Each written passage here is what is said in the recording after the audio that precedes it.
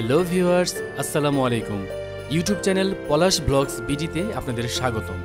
গত পর্বে আপনারা দেখেছেন আমি ঢাকা বিমানবন্দর রেলওয়ে স্টেশন থেকে কক্সবাজার এক্সপ্রেসে চড়ে কক্সবাজার রেলওয়ে স্টেশনে পৌঁছে যাই এবং কক্সবাজার কলাতলিতে অবস্থিত হোটেল অ্যালবার্ট্রোজে উঠি। হচ্ছে আমাদের রুম।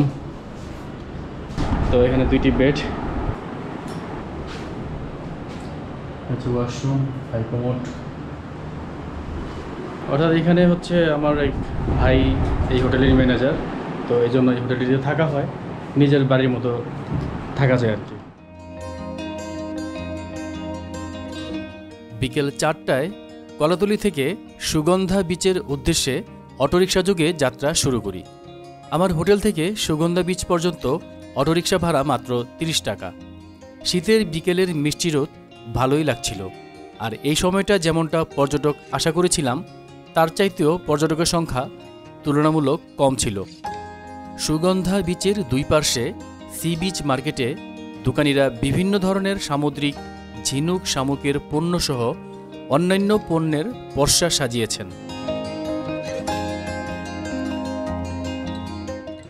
গাইস, আমি এখন আছি পৃথিবীর দীর্ঘতম সমুদ্র সৈকত কক্সবাজারের সুগন্ধা পয়েন্টে। আর সুগন্ধা পয়েন্টে দেখতে পাচ্ছেন প্রচুর পর্যটক এসেছে। আজকে 25শে ডিসেম্বর, খ্রিস্টানদের বড়দিন উপলক্ষে সরকারি বন্ধ, তাই বাংলাদেশের বিভিন্ন প্রান্ত থেকে অনেক পর্যটক এসেছে কক্সবাজারে।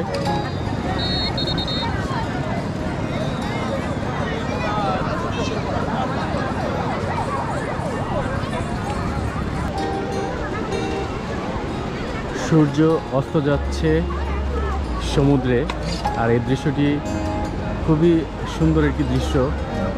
এই দৃশ্যটি উপভোগ করার জন্য কক্সবাজারের সুগন্ধা বিচে হাজার হাজার পর্যটক দাঁড়িয়ে দৃশ্যটি উপভোগ করছে।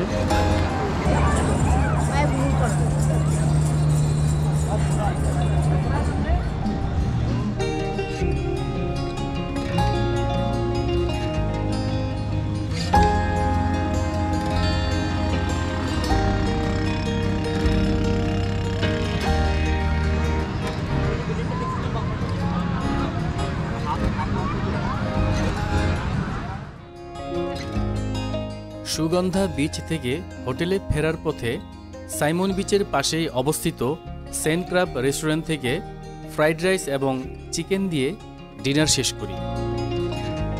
পরের দিন সকাল 9টায় কক্সবাজার ডলফিন মোড় থেকে হানিফ বাসে চড়ে বন্দরনগরী চট্টগ্রামের উদ্দেশ্যে যাত্রা শুরু করি। কক্সবাজার থেকে চট্টগ্রাম পর্যন্ত বাস ভাড়া একজন 350 টাকা। যেতে সময় লাগে প্রায় 4 ঘন্টা। আমি দুপুর 1টায় চট্টগ্রামের নতুন ব্রিজ পৌঁছে যাই এবং নতুন ব্রিজ থেকে চট্টগ্রাম রেলওয়ে স্টেশন রোডের হোটেল মিড টাউনে উঠে পড়ি।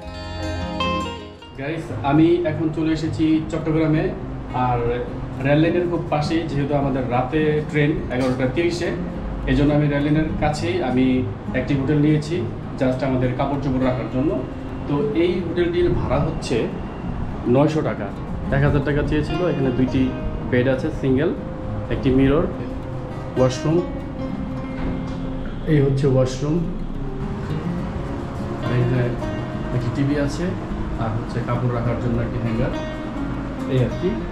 তো আমি এখন চলে যাচ্ছি বঙ্গবন্ধু টানেলটি দেখার জন্য। তো ভিউয়ার্স, চলুন আমরা যাত্রা শুরু করি বঙ্গবন্ধু টানেলটি দেখার জন্য। ওই টানেলের মোড়ে যাব। টানেল না না, আমি যে ইয়ে দিয়ে যাবো, হ্যাঁ সি বিচ দিয়ে টানেলের মোড়ে যাবো ওখান থেকে। হ্যাঁ না, আমরা ওই টানেলটা দেখবো আর কি।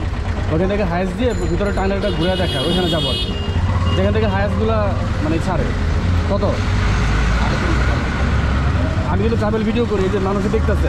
আপনি নেওয়ার মতো বলেন মামা। 300 টাকা লাগবে মামা। হ্যাঁ 250 টাকা রাখেন। 250 রাখেন মামা, আমি জানি 250 টাকা। আমাদের অনেকে ভিডিও করছে, দেখেন। 80 টাকা দিন। না না, 250 টাকা রাখেন মামা, 250 টাকা রাখেন। যাও। তো গাইস, আমি এখন উঠে পড়ছি সিএনজিতে, আর সিএনজি ভাড়া হচ্ছে 250 টাকা এখান থেকে টানেল পর্যন্ত। তো ঠিক আছে মামা। আমাদের যাত্রা শুরু হয়ে গেল।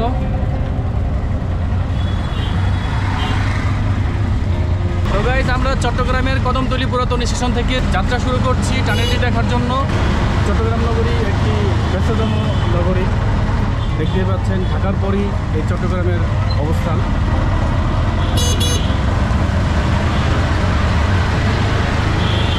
এই হচ্ছে রেল লাইন, চট্টগ্রাম যে রেল লাইনটি, সেই রেল লাইনটি দেখতে পাচ্ছেন।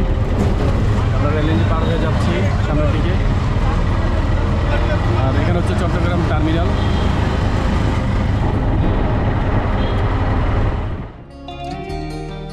হোটেল থেকে ফ্রেশ হয়ে আমি সিএনজি যোগে যাত্রা শুরু করি পতেঙ্গা সি বিচের উদ্দেশ্যে। সিএনজি ভাড়া পড়েছে 250 টাকা। যদিও সিএনজি চালকরা একটু বেশি দাবি করে, তারপরও দরদাম করে নেবেন।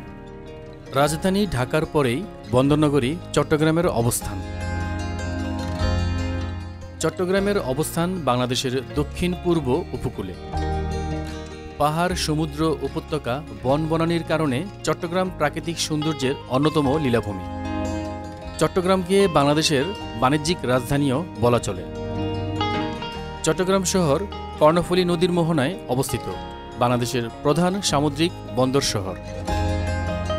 বাংলাদেশের প্রথম এক্সপোর্ট প্রসেসিং পোর্ট চট্টগ্রাম শহরে অবস্থিত।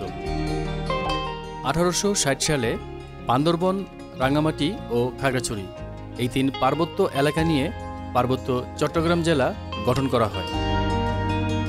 চট্টগ্রাম জেলার আয়তন 5282.92 বর্গ কিলোমিটার।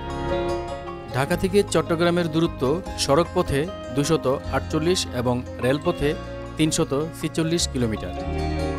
ঢাকা থেকে চট্টগ্রাম যেতে সময় লাগে 5 থেকে 5.5 ঘন্টা।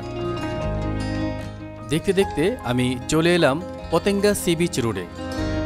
চট্টগ্রামের স্টেশন রোড থেকে সিএনজি যোগে পতেঙ্গা সি বিচ রোডে আসতে সময় লেগেছে মাত্র 40 মিনিট। বঙ্গবন্ধু শেখ মুজিবুর রহমান টানেলের একটি প্রান্ত পতেঙ্গা সি বিচের কাছে।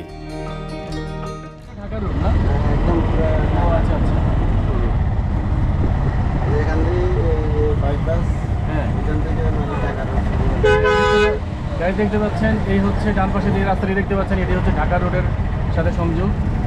আচ্ছা, আর মাইক্রোগুলোর সামনে থেকেই ছাড়ে নাকি? ওই যে সামনে মাইক্রো। গাইজ, আমরা এখন চলে এসেছি পতেঙ্গা সি বিচের এরিয়াতে। আর এখান থেকে আমরা হাইসে করে যাব টানেলে, দেখি কত ভাড়া নেয়। আগামী পর্বে দেখবেন বঙ্গবন্ধু শেখ মুজিবুর রহমান টানেলের ভিডিওটি। আজকের ভিডিওটিতে একটি লাইক দিয়ে চ্যানেলটি সাবস্ক্রাইব করে ইউটিউব চ্যানেল পলাশ ব্লগস বিডির সাথেই থাকুন। ধন্যবাদ।